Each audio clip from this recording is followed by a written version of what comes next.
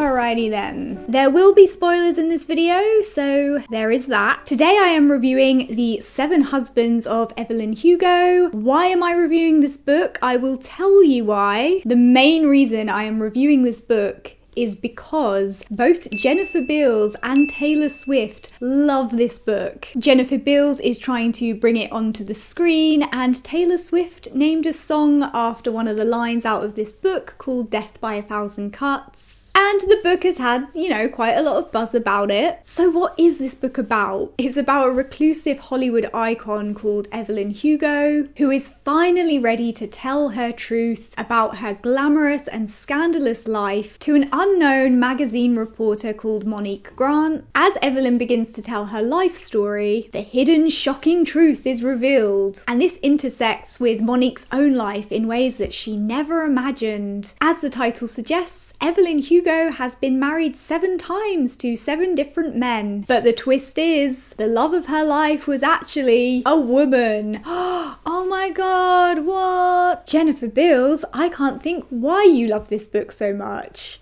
But what did I think of this book overall?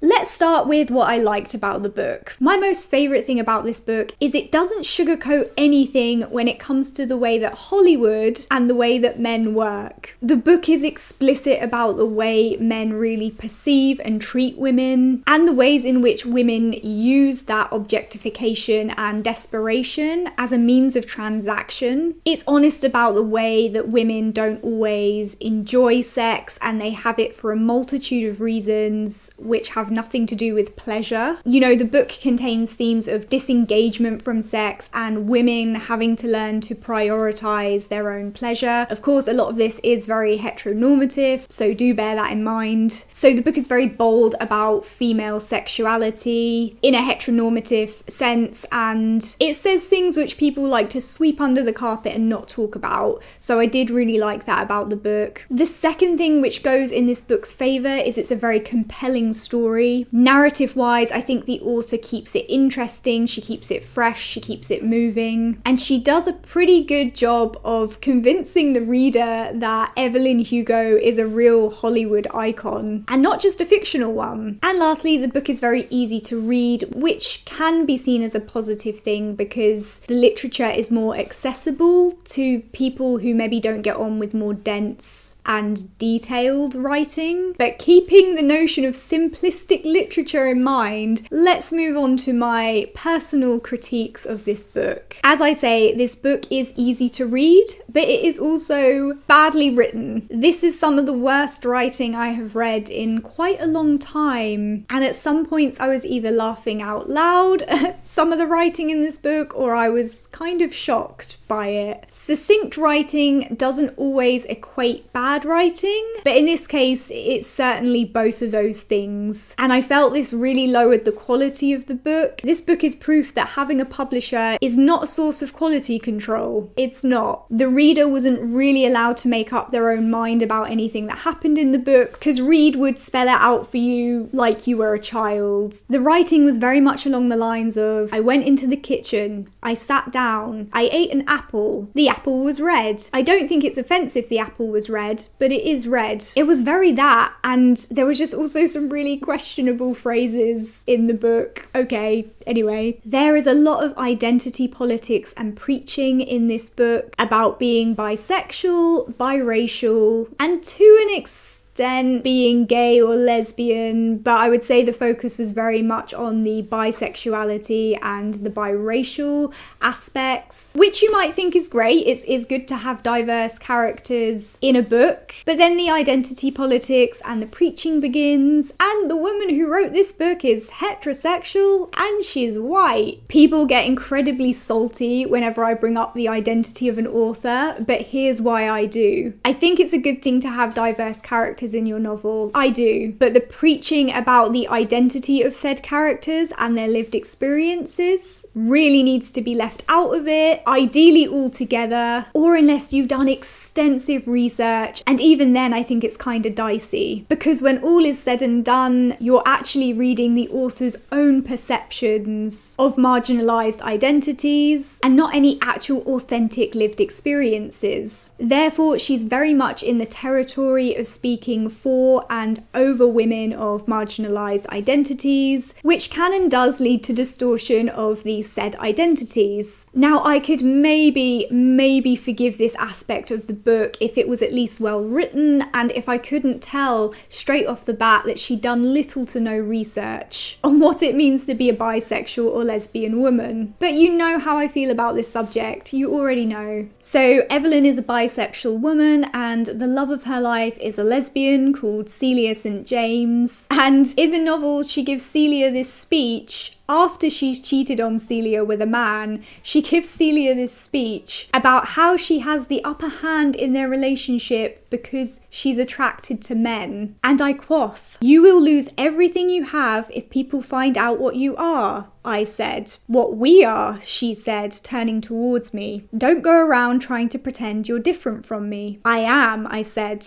"And you know that I am." "Bullshit. I can love a man, Celia. I can go marry any man I want and have children and be happy. And we both know that wouldn't come easily for you." So she can engage in heteronormativity and essentially erase her own bisexuality. I guess there's many ways to look at what's being said, none of it great. And it's this kind of thinking that causes a lot of animosity in the lesbian community towards bisexual women. You could argue that whilst a lot of the things in this book are voiced in an offensive manner, it was maybe true to that way of thinking back then, or even true to a way of thinking now. But I've read a lot of lesbian and queer literature from lesbian and queer women from the mid-20th century and even before that, and I've never once read this kind of a shitty take, especially used as ammunition against lesbians or somebody that you love. There is also a lot of prejudice against bisexual women in the lesbian community because of the preconceived notion that they will always leave you for a man, or they can't stay away from men, or they'll always put women in second place. And what happens in this book? Evelyn sleeps with men multiple times behind Celia's back. And in my opinion, almost all of it was unnecessary. She didn't need to sleep with the guy in Vegas. There were other options. She didn't need to sleep with Harry multiple times to have his baby. Again, there were other options. But she did it and then acted as though it was all besides the point somehow. And it read to me that Evelyn really couldn't stay away from men and that Celia absolutely was always in second place. And when Monique asks Evelyn if her bisexuality affected her relationship with Celia negatively, Evelyn responds with, and I quoth, "Being bisexual didn't make me disloyal," Evelyn says. "One has nothing to do with the other, nor did it mean Celia could only fulfill half my needs." End quoth, but keep that in mind. And then Evelyn goes into this whole, I couldn't stop using my body to get what I wanted speech, and I quoth, "And I was willing to do it at the expense of the sanctity of our relationship." End quoth. So keeping those quotes in mind, I'd just like to ask everybody who's read the book this. If Celia had been a man, would Evelyn still be using her body to get what she wanted from other men? Or would it be a different story? If her first love, Don, had been infertile, would she have slept with another man just to have gotten a child? I don't think so. But when she was with Celia, suddenly monogamy goes out of the window. And if you think about it, this whole relationship definitely ties into the lesbians will always take second place to men when it comes to bisexual women narrative. With the bisexual aspect, I also just find that this book reinforces certain prejudices and stereotypes about bisexual women, whilst at the same time trying to justify the stereotypes as well. The nail in the coffin for me where the lesbian relationship was concerned in this book is that when they got pretend married, they exchanged hair ties with each other, and the whole thing just felt like a best friend's sleepover when you're like 12 years old. Oh my god, I hate it here. Anyway, moving on, every single queer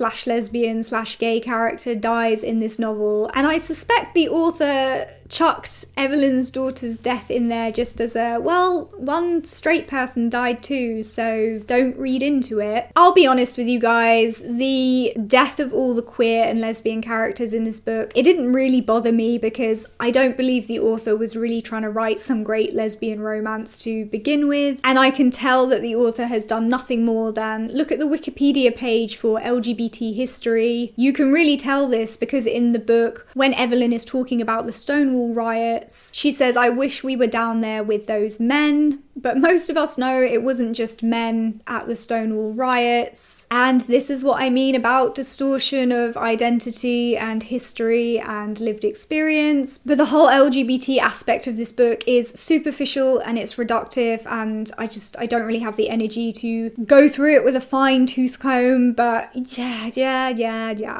So moving on to the racial aspects of this book, of course, I am vanilla ice cream. It's not my place to speak up and speak over Black, Indigenous women of colour or biracial women. That's not my place, but I do just want to point out one thing about race in this book, and that is Evelyn Hugo frames a dead black man for drink driving to save her fake white husband Harry from the consequences of his own actions, and Monique, who turns out to be the dead black man's daughter, is still holding out a soft spot for Evelyn after she's found out what she's done. I know Evelyn Hugo is not supposed to be a wonderful person. She's not the hero of this piece. She is supposed to be flawed and contradictory. I get that. But given the way that black people's lives were dehumanized and discarded in that time period, and the fact that it's still going on today, I just didn't like the implications there. And remember, this is a book with social commentary. The author has gone out of her way to make this a book about social commentaries. So it's not just one of those books where people just happen to be of a certain race or a certain sexuality. Everything in this book is very deliberate. This is why going down the social commentary route when you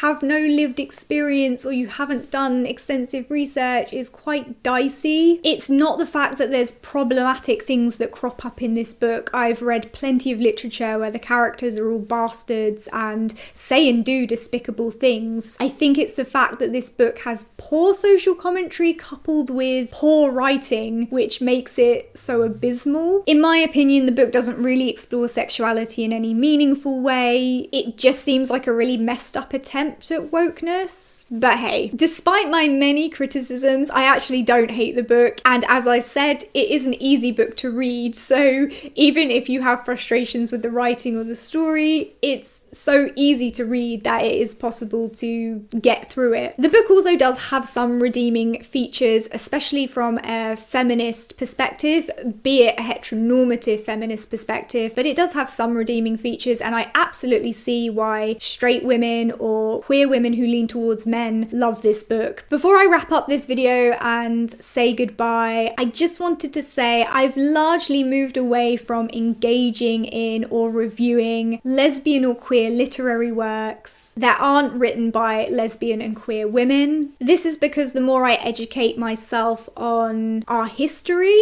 and the more I engage with works that are not created by lesbian or queer women, such as this, the more I've realised it's just ultimately a waste of my time. I really did just review this book out of my sheer curiosity over Taylor Swift and Jennifer Beals loving this book so much, but there's just never any authenticity to these works, and I just end up regurgitating the same criticisms time and time again, because the same issues come up time and time again. I also get people who dismiss my opinion simply because I bring up the identity of the author. I get a lot of, you just didn't like this work because of insert identity of the author, and therefore my review must be biased and it can't be trusted, even if other people are saying the exact same things that I'm saying. First of all, the art is always intertwined with the artist. You can choose to separate the two if you want to, but all fictional literary work is intertwined with its maker. For example, do I think 1984 by George Orwell is a fantastic contribution to literature?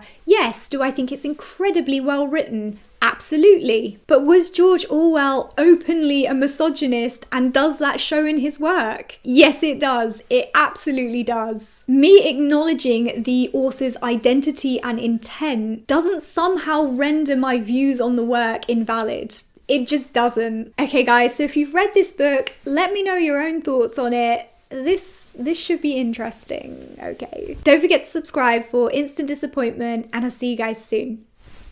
Bye.